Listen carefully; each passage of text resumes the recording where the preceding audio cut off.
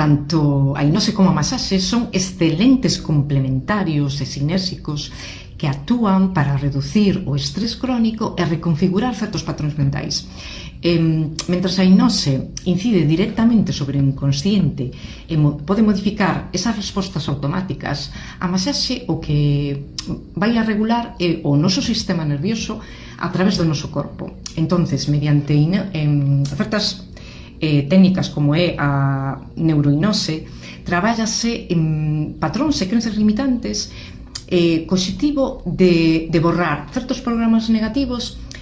que nos invitan, ao mellor, estar alerta e reemplazarlos por suxestións positivas de calma e de seguridade. A masaxe actúa como mediador físico que libera esa tensión muscular acumulada e promove a relaxación profunda para que te invite a entrar en esos estados de conciencia